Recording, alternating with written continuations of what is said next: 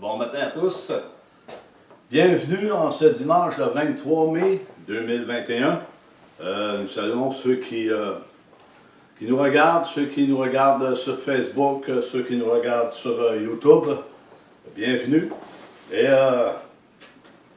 qu'on puisse donner tout au Seigneur ce matin. Si tu as de l'angoisse, donne-le au Seigneur ce matin. Si tu as des peurs, donne-le au Seigneur ce matin. Si tu as de l'incertitude, donne-le au Seigneur ce matin. Si tu es attristé, donne au Seigneur ce matin, parce que c'est celui qui nous console. Donne tes fardeaux ce matin au Seigneur. Approche-toi du Seigneur ce matin. Donne-lui tout. Donne-lui ta vie. Donne-lui toutes les circonstances de ta vie, tout ce que tu passes en ce moment. Donne-le au Seigneur. Et le Seigneur va pourvoir pour toutes tes requêtes que tu lui fais. Le Seigneur est fidèle. Il est bon et juste, il est fidèle. Et c'est un Dieu de sévérité également. C'est un Dieu qui nous corrige, qui nous avertit. Et il faut prendre ces choses également. Alors, Seigneur Dieu Tout-Puissant, nous te donnons, Seigneur, cette réunion ce matin. Ô Saint-Esprit, guide-nous, Seigneur, ce matin. Guide et prends tout. Prends tout, Seigneur, ce qui va être dit, Seigneur, et que tu puisses le déposer dans chacun de nos cœurs, Seigneur. Et que cela puisse porter du fruit en chacun d'entre nous. Et qu'on puisse être attentif à ton Saint-Esprit ce matin. Parce que ton Saint-Esprit veut parler à ton Église, que ce soit ici, que ce soit ailleurs. Dans toutes les assemblées ici au Québec, ton Saint-Esprit veut parler à ton Église. Alors, Seigneur, nous te donnons tout ce matin. Prends tout, Seigneur. Que ton nom soit béni, que ton nom soit élevé, que ton nom soit publié en tout lieu, avec fervence, avec foi, Seigneur, avec persévérance, dans le nom puissant de Jésus. Amen et amen. Amen. Alléluia. Je te donne tout. Alléluia.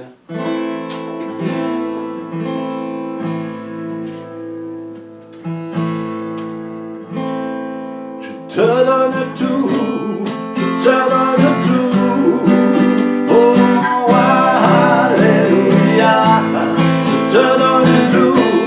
Je te donne tout. Oh Jésus, je te donne tout. Je te donne tout. Je te donne tout. Oh, alléluia. Je te donne tout. Je te donne tout. Oh Jésus, tu es la lumière qui brille dans ce lieu obscur. Oh mon sauveur, tu es cette tour qui me renforce à chaque instant de chaque jour. Je te donne tout, je te donne tout. Oh, alléluia. Je te donne tout, je te donne tout. Oh Jésus, je te donne tout, je te donne tout, je te donne tout. Oh, alléluia. Je te donne tout, je te donne tout. Oh Jésus,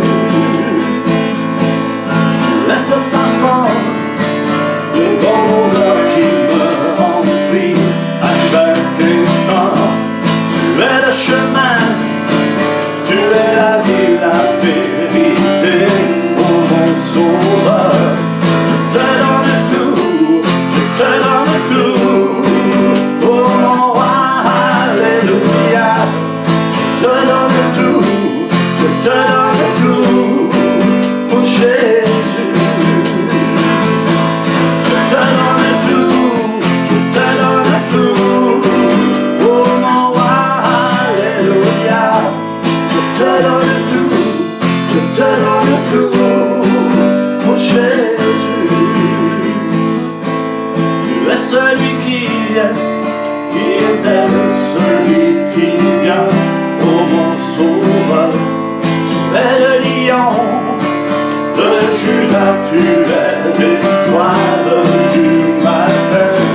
Je te donne tout, je te donne tout. Oh mon alléluia, je te donne tout, je te donne tout.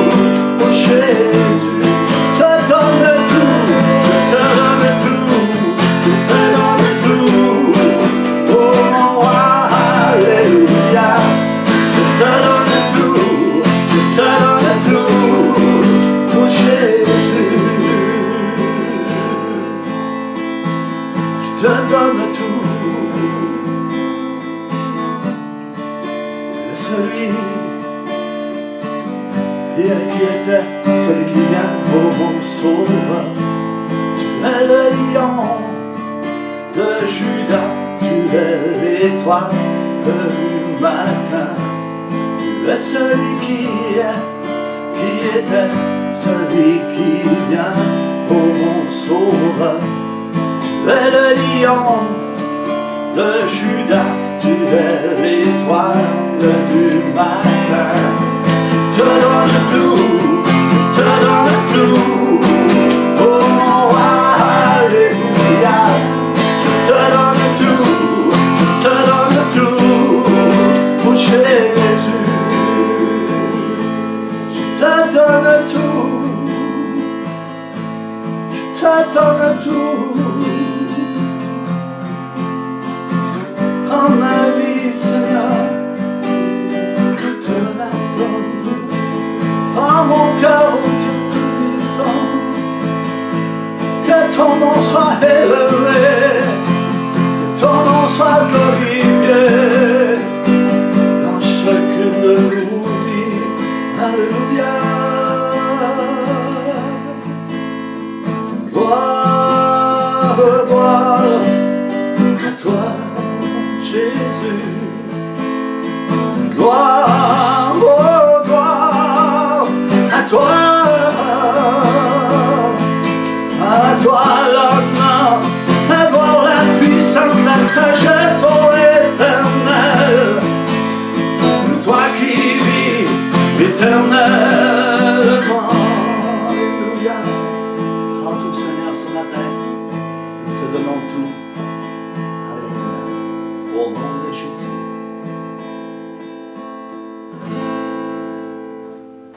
Amen. Alléluia.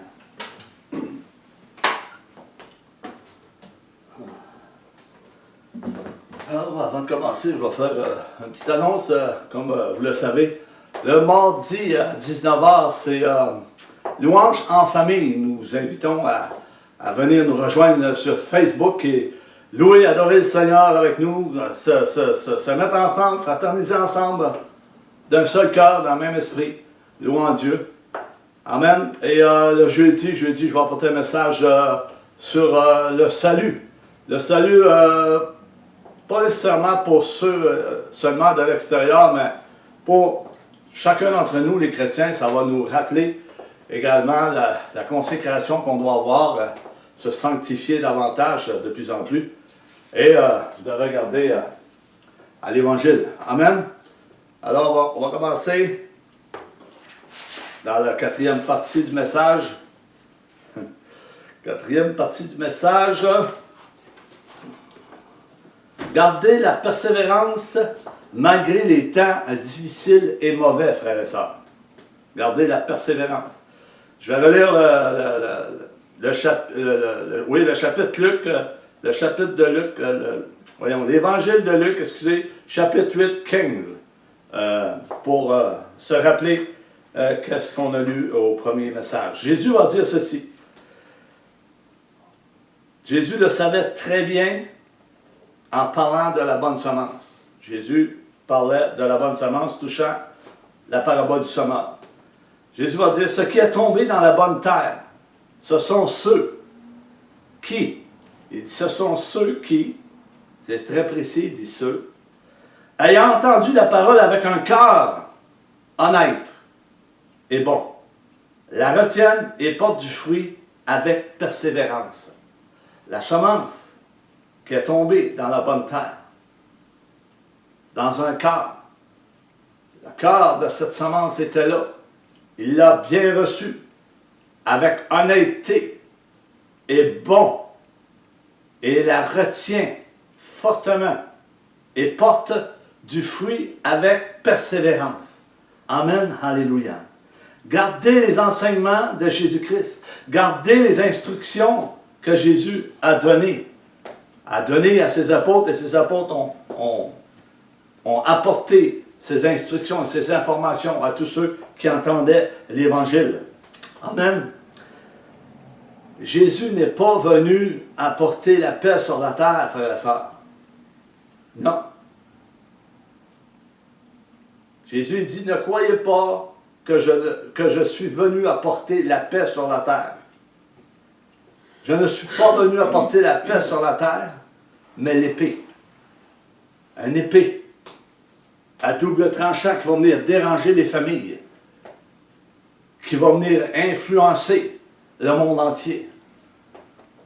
L'Évangile qui va déranger. Les apôtres ont bouleversé la terre avec l'Évangile. Et l'Église doit bouleverser ce qui se passe en ce moment au milieu de cette humanité. L'Église doit se lever. L'Église doit apporter la vérité. L'Église ne doit pas se cacher comme elle se cache présentement. Elle doit être transparente. Elle doit être vérité. Elle doit être honnête. Elle doit marcher dans les pas du Maître, dans les enseignements que Jésus a apportés et les instructions qu'il a apportées. L'Église ne doit pas se cacher. Elle doit se manifester par la puissance du Saint-Esprit en disant le vrai évangile pour qu'enfin que les gens viennent à Jésus, se convertissent, se repentent et se fassent baptiser et confessent le péché. C'est ça l'Évangile. Le chrétien qui se comporte d'une façon louable dans toutes ces épreuves en sortira fortifié. Il sera perfectionné dans la foi. L'Église vit une épreuve présentement, frères et sœurs, et je sais que plusieurs vivent des épreuves. Cette épreuve, en ce moment, ce confinement, les personnes qui se voient, on se voit à petites gouttes, disons. C'est une épreuve que Dieu envoie pour voir si tu vas persévérer dans la foi, si tu vas garder l'enseignement que Christ t'a donné depuis le début de ta conversion. Parce que nous savons que plusieurs se sont égarés dans d'autres chemins. Ils n'ont pas persévéré dans ce qu'ils avaient reçu dès le commencement. Alors le Saint-Esprit t'interpelle ce matin. Reviens. Reviens à ta conversion, à ce que tu as confessé devant les hommes. Parce que plusieurs se sont écartés du chemin étroit qui mène à la vie éternelle.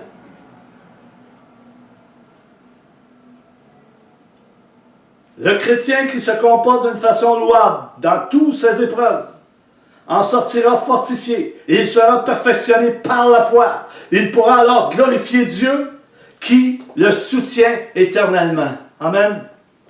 Comment on va appliquer ce message, frères et sœurs, depuis le début, depuis le premier message? On est rendu au 4e. Retenons le modèle qui nous est montré dans la personne de Jésus. Avec sa patience parfaite, il est le modèle à suivre, frères et sœurs. Tout chrétien né de nouveau, je répète, tout chrétien né de nouveau qui participe aux souffrances de Christ. Jésus est leur modèle. 1 Pierre 4, 13 nous dit ceci. Réjouissez-vous au contraire de la part que vous prenez aux souffrances de Christ. Réjouissez-vous, vous qui prenez part aux souffrances de Christ, afin d'être aussi dans la joie et dans l'allégresse lorsque sa gloire sera dévoilée. Lorsque sa gloire sera dévoilée. Pierre est en train de dire à ceux qui l'écoutaient ici, là, il est en train de leur dire, le chrétien sera persécuté pour sa foi. C'est pourquoi il participe au même genre de souffrance que Christ a subi, que Jésus a subi. Il souffre en faisant ce qui est juste. Il y en a ici là, qui ont souffert à cause de la justice, à cause de la foi. Ils ont obéi à Dieu. Et ils souffrent à travers cela. Parce que beaucoup restent encore incrédules face à la parole de Dieu. Beaucoup ne croient pas à ce qui est dit dans la parole de Dieu. Ils prennent ce qu'ils font, leurs affaires, mais ne prennent pas la totalité de la parole de Dieu. Si nous voulons marcher dans les pas du Maître, on va souffrir comme Christ a souffert. Sa mort visait en tout premier lieu, frères et sœurs, l'expiation du péché. Mais avait aussi une grande valeur. Elle nous a livré un modèle à suivre.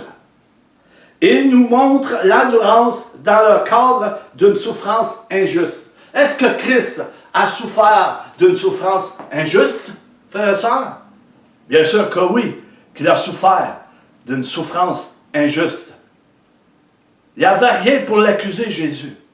Imaginez-vous que Jésus est venu, il a apporté la vérité, il ressuscitait les morts, il guérissait les malades, les aveugles voyaient, les boiteux se levaient, les sourds entendaient.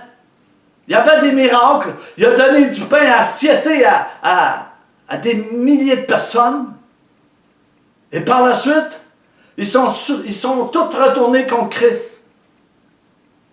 Contre Jésus-Christ. C'était dans le plan de Dieu. Et nous sommes dans le plan de Dieu. Nous qui sommes le temple de Dieu.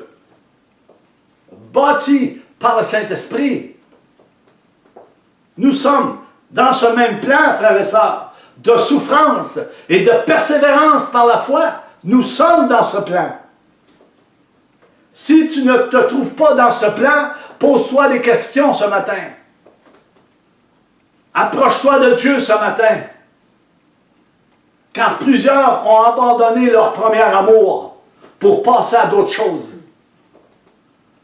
Mais le Seigneur appelle son Église à revenir à leur premier amour. Jésus avait l'amour pour l'humanité. Il s'est offert lui-même pour l'humanité. 2 Corinthiens 5, 21 nous dit ceci. L'apôtre Paul dira ceci. Celui qui n'a point connu le péché, il l'a fait devenir péché pour nous, afin que nous devenions en lui justice de Dieu. Afin que nous devenions en lui justice de Dieu. Foi en Dieu, foi en Christ, foi dans son enseignement, dans ses instructions, dans son amour, sa miséricorde. Alléluia. Celui qui était innocent de tout péché, Dieu l'a condamné comme un pécheur à notre place, frères et sœurs, pour que, dans l'union avec Christ, nous recevions la justice que Dieu accorde, la foi que Dieu accorde. C'est Dieu qui donne la foi. Christ, injurié, maltraité, il ne répondit pas aux menaces qu'on lui faisait. Christ se remettait à Dieu en souffrant en silence à cause de sa parfaite assurance de la souveraineté de la justice de Dieu. Christ a souffert pour chacun d'entre nous. Et si nous sommes le temple du Saint-Esprit, nous allons souffrir comme Christ a souffert. C'est une réalité, frères et sœurs. Il faut que vous vous mettiez ça dans la pensée. Que si Christ a souffert, nous qui représentons l'Église, le temple de Dieu, en esprit et en vérité, on va passer par ce baptême de souffrance. Parce que Jésus a passé par ce baptême de souffrance. Il le savait. Et on doit le savoir ce matin, frères et sœurs. On ne doit pas ignorer ces faits. On doit les accepter. Puis on doit demander à Dieu de nous conduire par son esprit qui habite en nous. Et que ce Saint-Esprit soit en action dans chacune de nos vies. Alléluia. Comme il est dit dans le livre du prophète Ésaïe, Ésaïe 53, 7, ça dit, il a été maltraité et opprimé. Est-ce qu'il y en a parmi vous qui sont maltraités et opprimés? Je le crois, oui, en partie, qu'il y en a qui sont maltraités et opprimés. Oui. Et il n'a point ouvert la bouche, semblable à un agneau qu'on mène à la boucherie. à une brebis muette devant ceux qui l'attendent. Il n'a point ouvert la bouche. Jésus ne s'est pas défendu. Ben, vous allez me dire, ben oui, Marc-André, c'est difficile de ne pas se défendre quand on est outragé, méprisé, rejeté, etc., etc. Mais ceux qui résistent à ça, ils persévèrent dans la grâce qu'ils ont reçue, dans la foi qu'ils ont reçue, en marchant dans les traces du Maître, en sachant que Jésus a souffert pour eux. Il est le modèle qu'on doit prendre et donner toutes choses à Dieu. Dieu va nous soutenir dans ces persécutions, tribulations, comme Jésus a eu à travers sa vie, son 3 ans de ministère sur la terre. C'était prévu par Dieu. Et croyez-vous que nous, frères et sœurs, que ce n'est pas prévu par Dieu, qu'on est pour passer à la souffrance, à la persécution, aux tribulations? Pensez-vous vraiment qu'on n'est pas destiné à ça? Certainement qu'on est destiné à ça. On est destiné à souffrir comme Christ a souffert. Mais nous sommes destinés à une victoire, être victorieux en Jésus-Christ pour avoir la vie éternelle. Alléluia. Amen. Gloire à Dieu. Il y en a beaucoup qui souffrent en silence en ce moment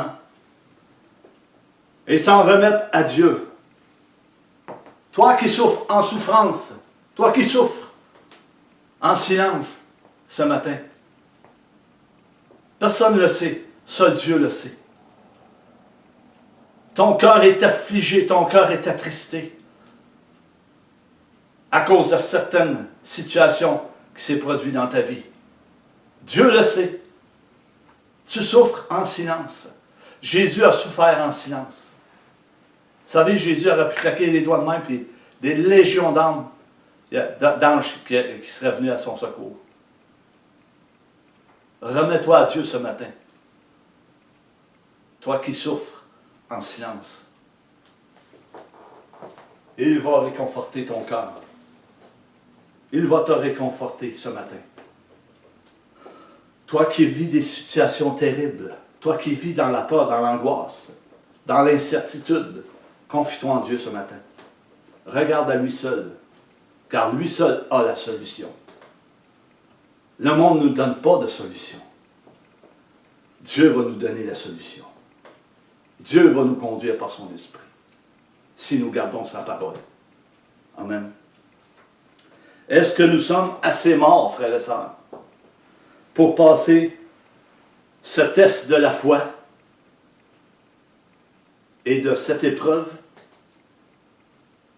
en persévérant comme Jésus l'a supporté?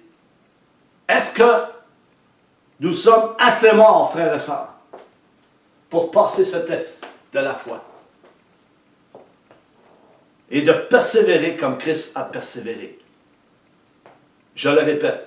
Est-ce que nous sommes assez morts en nous-mêmes, pour suivre et marcher sur les pas de Christ?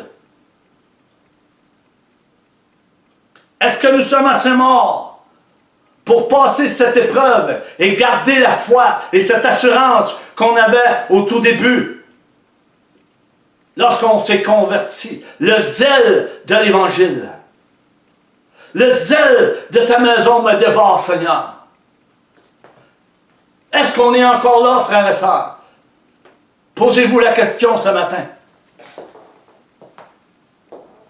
Est-ce qu'on est encore dans cette position de grâce, de miséricorde, de foi, d'amour, de sanctification, de repentance, de pardon? Est-ce que nous sommes dans cette position ce matin? Est-ce que l'Église est dans cette position ce matin?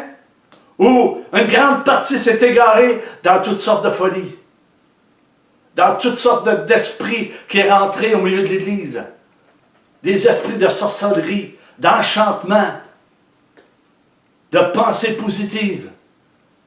Posez-vous la question, est-ce que nous sommes dans cette position qu'on avait au tout début de notre conversion. Le zèle de ta maison me dévore, Seigneur.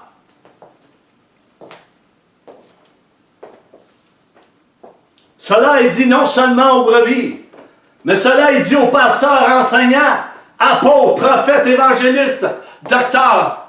Ces paroles sont dites également aux pasteurs de cette génération, non seulement aux brebis.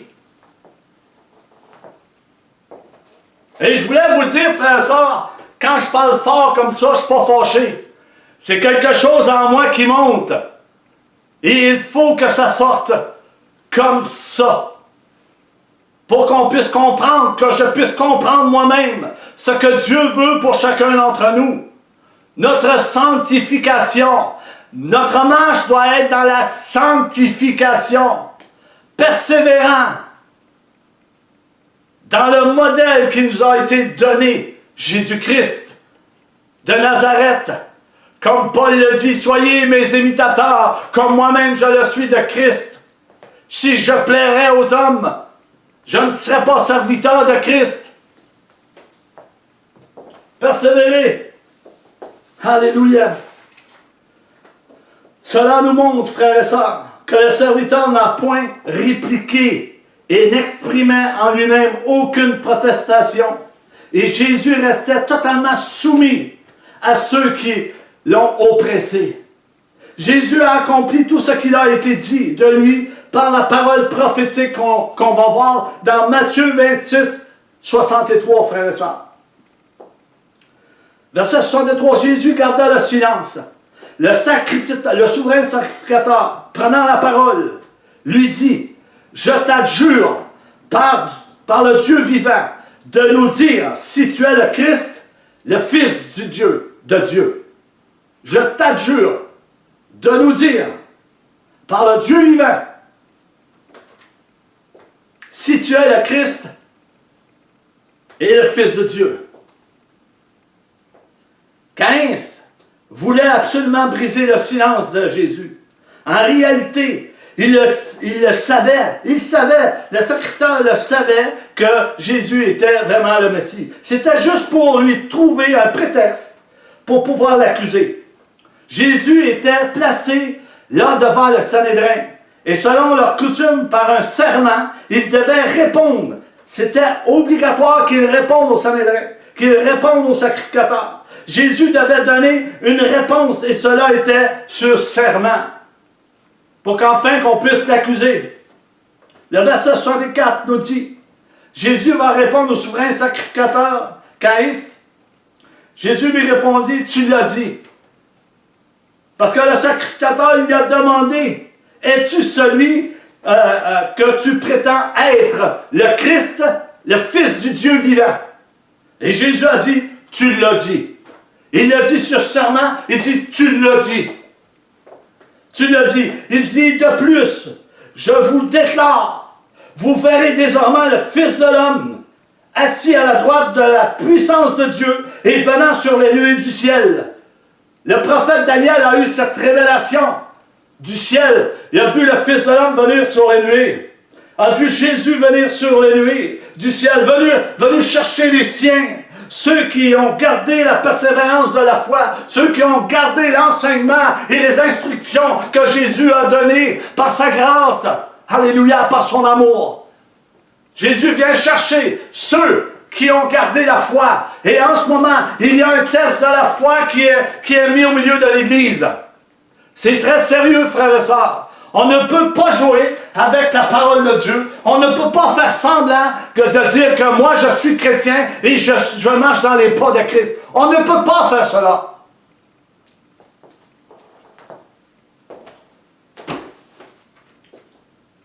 Alléluia. Oh Jesus.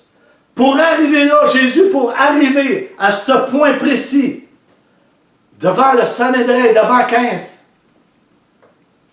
il y a eu beaucoup de prières dans la vie de Jésus. Parce que Jésus le savait qu'il était pour être livré pour l'humanité, pour le pardon des péchés, pour racheter en plus grand nombre de personnes pour qu'ils viennent à lui et confessent le péché, se fassent baptiser et qu'ils reçoivent le don du Saint-Esprit. C'était la mission que Jésus avait. C'est la mission de l'Église. C'est la mission de l'Église. En ce moment. Ne croyez pas qu'on ne passera pas les souffrances que Christ a passées. Ne croyez pas qu'on ne passera pas les persécutions que Christ a passées et les tribulations. L'Église va passer cela, frères et sœurs. Est-ce du temps de mon vivant? Je ne sais pas. Mais Dieu le sait quand. Dieu a fixé une date. Dieu le sait. Lui seul le sait. Alléluia. Éphésiens 6, 18 nous dit ceci. Faites en tout temps, par l'Esprit, toutes sortes de prières et de supplications. Veillez à cela avec une entière persévérance et priez pour tous les saints. Jésus avait cette persévérance dans la prière. Il priait constamment. Il priait pour des situations qui devaient arriver. Des situations momentanément qui étaient là, présents. Il priait pour cela. Il persévérait dans la prière. Je te dis ce matin, est-ce que tu persévères dans la prière? Est-ce que tu es dans la prière? Est-ce que tu invoques le Seigneur Jésus? Tous ceux qui invoqueront le Seigneur Jésus seront sauvés. Tous ceux qui seront en prière, en communion, en intimité avec le Christ, avant sa venue, seront sauvés. Seront sauvés. Tous ceux qui marcheront dans les pas du Maître seront sauvés. Tous ceux qui ont un cœur sincère, pur devant Dieu, malgré leurs erreurs, malgré leur faiblesse, seront sauvés. Alléluia. Cette parole représente par l'Esprit et invoque la soumission et l'alignement sur la volonté de Dieu pour nous, frères et sœurs. Veillez nous montre ceci. La manière que l'on doit prier avec une entière persévérance, et cela doit être constant. Cela doit être constant. Constant, frères et sœurs. Dans notre corps, dans notre esprit, ça doit être constant. Tu peux être assis dans ton auto, tu peux être assis dans ton salon, tu peux être assis où tu veux. Ton esprit est en communion avec l'Esprit de Dieu. On appelle ça une source d'eau vive qui va jaillir jusque dans la vie éternelle. C'est une source qui coule constamment, peu importe où tu sois, peu importe où tu te trouves. C'est une source d'eau vive qui coule dans nos cœurs constamment.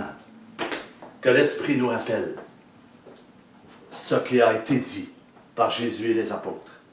Alléluia.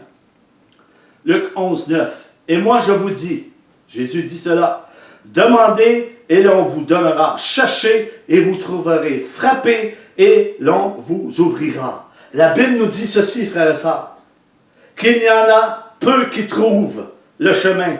Il y en a peu qui trouvent à cette porte, parce qu'ils ne cherchent pas. Ils ne cherchent pas au bon endroit. Ils ne frappent pas à la bonne porte. Ils ne prennent pas le bon chemin. Comme la parole de Dieu nous dit, plusieurs ont pris le chemin large et spacieux. Et plusieurs ont sauté par-dessus la porte pour aller plus vite, pour aller passer à d'autres choses. Des mercenaires, des loups, des faux docteurs. Ils ont passé par une autre porte. Matthieu 7, 14. Vous pouvez aller le lire là. Le livre des Hébreux, l'auteur nous dit ceci au chapitre 10, 36, 39. Car vous avez besoin de persévérance, afin qu'après avoir accompli la volonté de Dieu, vous obteniez ce qui vous est promis. 37. Encore un peu et un peu de temps. Celui qui doit venir viendra. Il ne tardera pas. Et je peux vous assurer qu'il ne tardera pas à venir. Parce qu'il sait qu'est-ce qui se passe en ce moment. Il connaît tous les événements qui vont se produire avant sa venue sur les nuées. Avant que Jésus revienne. Il est au courant de tout ce qui va se passer avant. Il sait tes déplacements. Il sait qu'est-ce que tu penses. Il sait où tu vas. Il connaît ton corps. Il connaît ta destinée. Il sait c'est quoi tu pratiques. Il sait. Il voit tout. Il entend tout. Il est omniscient, omnipotent, omniprésent. Alléluia. 38. Il dit, et mon juste vivra par la foi. Le juste va vivre par sa foi. Mais s'il se retire, mon âme ne prend pas plaisir à lui. Dieu ne prendra pas plaisir à quiconque se retire de l'Évangile. Parce que il renie Christ, il renie l'Évangile, il renie ce qu'il a reçu, la connaissance de Dieu. Il se retire. Même, écoutez-moi bien, même si il est dans une assemblée, même si c'est un pasteur, un serviteur, un enseignant, peu importe, qui n'apporte pas la totalité de l'Évangile, Dieu ne prend pas plaisir à lui. Parce qu'il falsifie la parole de Dieu et dilue la parole de Dieu pour leur propre intérêt. Et ils marchent dans le mensonge et l'hypocrisie. Il faut avoir un bon discernement pour voir ces choses, frères et sœurs. Il faut avoir un bon discernement pour voir ces choses. 39. Nous ne sommes pas de ceux qui se retirent pour se perdre, mais de ceux qui ont la foi pour sauver leur âme. Voyez-vous, nous savons que la foi est opposée à l'apostasie. C'est le contraire. Vous savez, c'est quoi l'apostasie? L'abandon de la foi. C'est abandonner tout, là. Quand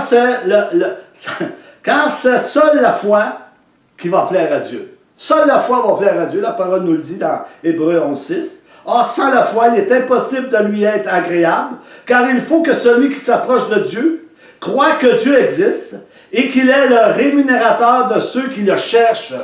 De ceux qui le cherchent. Frappe, cherche, invoque le Dieu du ciel. Invoque pas le pasteur, puis idole pas le pasteur. Invoque le Dieu du ciel. Et cours pas après les prophètes de ce monde.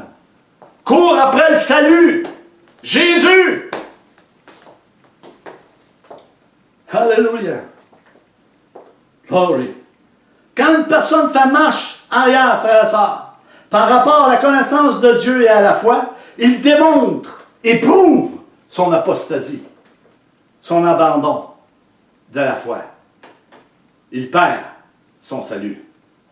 Il perd tout. Parce qu'il s'est détourné de la vérité, de la connaissance de Dieu et a pris un autre chemin. Je vous disais la semaine dernière que nous sommes des branches sauvages qui ont été greffées à l'olivier franc. Mais Dieu est capable de retrancher la branche qui a été greffée, de le retrancher, de l'enlever, pour toutes sortes de raisons qui ne plaît pas à Dieu, la foi.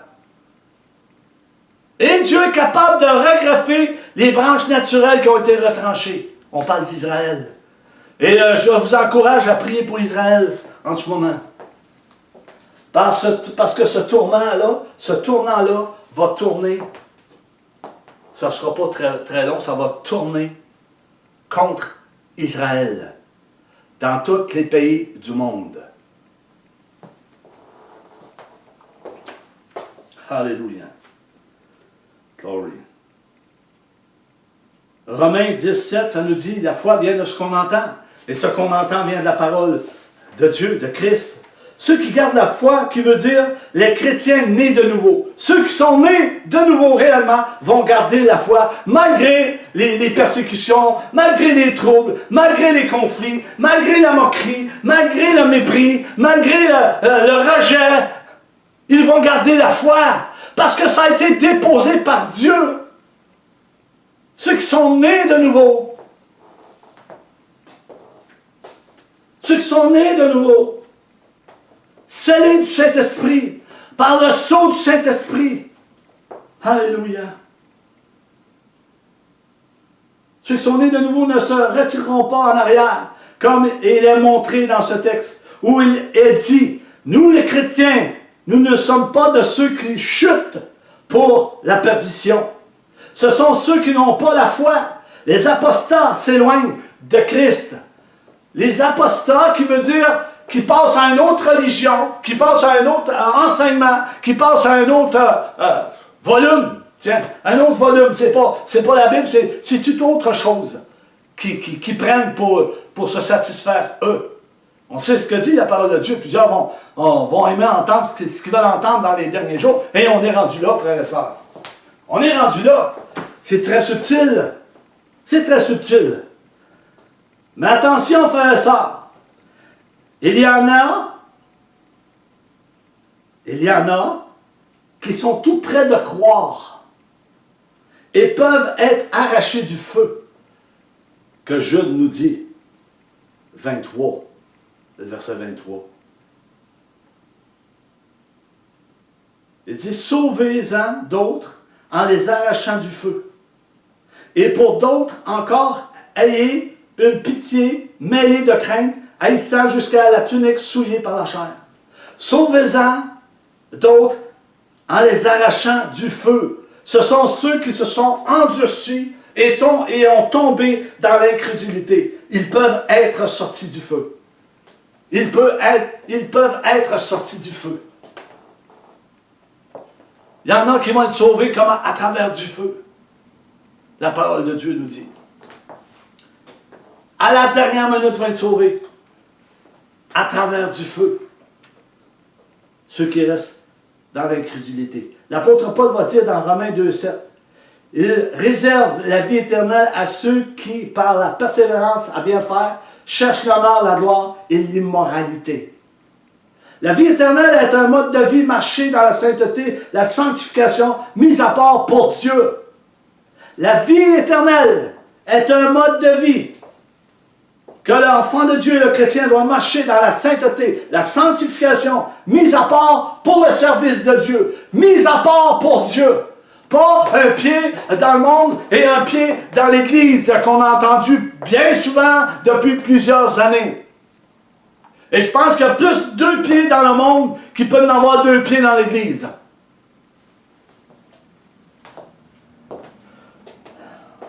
Une réforme de l'enseignement nécessaire au milieu de l'Église. Je le répète, aux pasteurs qui écouteraient ce message, une réforme est nécessaire pour l'enseignement de l'Évangile du Seigneur Jésus-Christ, de revenir à votre bon sens, à l'Évangile qui sauve parfaitement par la foi, par la grâce de Christ, par le sang de Jésus qui a été versé à la croix du Calvaire pour l'humanité. Pour les incrédules de ce monde, pour les contestateurs pour ce monde, Jésus les appelle à venir à lui. La vie éternelle est un mode de vie marché. Le chrétien doit marcher dans la sainteté et la sanctification mise à part pour le service de Dieu. Vivre la vie sainte de Dieu, éternelle, qui est donnée aux croyants nés de nouveau. Alléluia. Gloire à Dieu. Gloire à toi, Seigneur. Avoir une qualité de vie, Jean 17, 33. Or, c'est ici la vie éternelle. Qu'ils te connaissent, toi, le seul vrai Dieu, et Jésus-Christ, que tu as envoyé. Connaissez-vous réellement Dieu ce matin? Est-ce qu'on connaît réellement Dieu ce matin? Est-ce qu'on connaît réellement la personne du Seigneur Jésus-Christ ce matin? Je demande à l'Église ce matin, je fais partie de l'Église, est-ce que nous connaissons réellement Dieu? Paul dira dans ses passages dans les Épîtres, il faut que je vous dise ceci. Il va dire aux frères, aux personnes qui vont être là, je vous dis à votre honte, vous ne connaissez pas Dieu, parce que la manière que vous agissez et de la manière que vous enseignez la parole de Dieu, vous ne connaissez pas Dieu. Et la personne du Seigneur Jésus-Christ, vous ne connaissez pas la personne du Seigneur Jésus-Christ. C'est pas seulement lire la parole de Dieu et regarder les films de Jésus qui a été crucifié sur la croix du Calvaire. Oh, Jésus a été crucifié pour nous, c'est beau, c'est correct. Non, il y a une marche de sanctification à prendre. un mise à part pour Dieu, un abandon, mort à nous-mêmes. Jésus le dit dans ses évangiles. Si tu veux me suivre, porte ta croix comme moi je l'ai portée. Et suis-moi. Que celui qui ne renonce pas à lui-même n'est pas digne de moi, dit Jésus. Alléluia. Alléluia.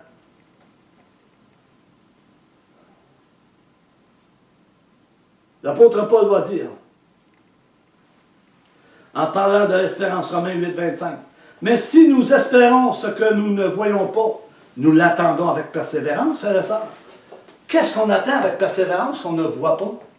On ne peut pas espérer quelque chose qu'on voit. On espère quelque chose qu'on ne voit pas.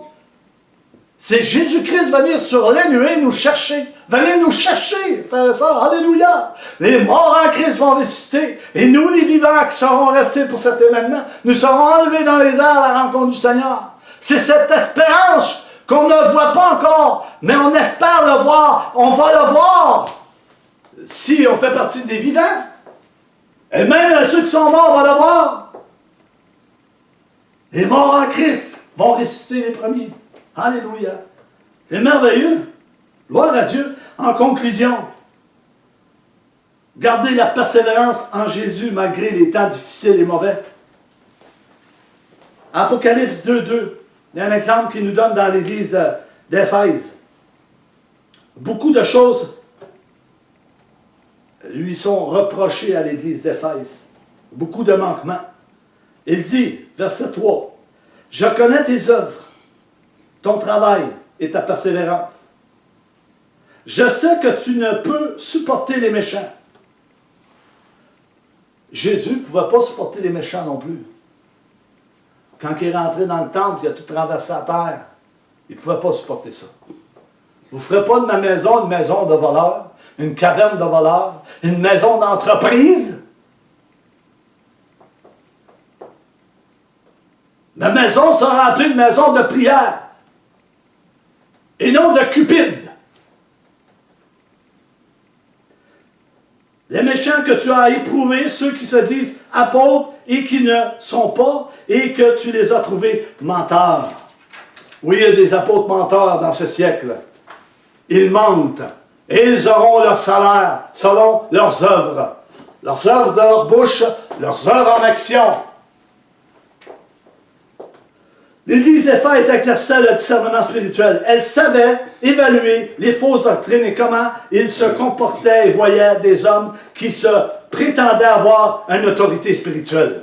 Beaucoup prétendent avoir une autorité spirituelle, mais ils n'ont pas de discernement du tout. 1 Thessaloniciens 5, 20, 21 nous dit, « Ne méprisez pas les prophéties, choses qu'ils font, mais examinez toutes choses, retenez ce qui est bon. » Ils ne peuvent pas, parce qu'ils n'acceptent pas les prophéties par prophétique, ils ne veulent pas les entendre, fait qu'il ne peut pas les examiner, parce qu'il ne les comprend pas, il ne peut pas les retenir non plus, puis il dit toutes sortes de mal à cause des prophéties. Quand nous parlons de prophétie, nous parlons d'une révélation verbale de Dieu. Acte 11, 27-28 nous dit, mais il va désigner également sa parole écrite, dans 2 Pierre 1, 19, 21. On va commencer par Acte 11, 27-28, ça nous dit, en ce temps-là, des prophètes descendit de Jérusalem à Antioche. Il y avait des prophètes dans le Nouveau Testament. 28. Et l'un d'eux nommé Agabus se leva et annonça par l'Esprit qu'il y aurait une grande famine par toute la terre, ce qui arriva en effet sous Claude César. Une révélation que le prophète Agabus a eue. L'autre, qui est dit dans 2 Pierre 1, 19, 21, ça dit, et nous tenons pour autant plus certain la parole prophétique à laquelle vous faites bien de prêter l'oreille, comme une lampe qui brille dans un lieu obscur jusqu'à ce que le jour vienne apparaître et que l'étoile du matin se lève dans vos cœurs, sachant tout d'abord vous-même qu'une prophétie de l'Écriture ne peut être en interprétation particulière. 21. Car ce n'est pas par une volonté d'homme qu'une prophétie a jamais été apportée, mais c'est poussé par le Saint-Esprit que des hommes ont parlé de la part de Dieu. Amen. Gloire à Dieu. Gloire à Dieu. Alléluia. Ces prophéties sont des messages de Dieu. Et il ne faut pas les prendre à la légère, frères et sœurs. Comme je viens de lire Prenez pas cette parole à la légère. Voyez-vous, quand la parole de Dieu est lue ou prêchée, elle doit être reçue avec le sérieux qu'elle mène, qu'elle apporte, qu'elle mérite. Le serviteur de Dieu ne doit jamais déprécier une proclamation dans la parole de Dieu, mais il doit examiner toutes choses rigoureusement et discerner. Chose qui ne se fait pas au milieu de l'Église. Qui ne se fait pas au milieu de l'Église. Ça prend une réforme sur l'enseignement. Que la parole de vérité habite dans vos cœurs, frères et sœurs, abondamment. Dieu vous bénisse et je vous aime.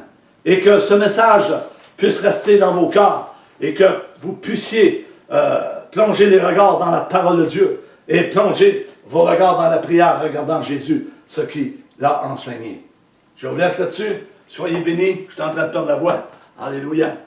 Bonne semaine.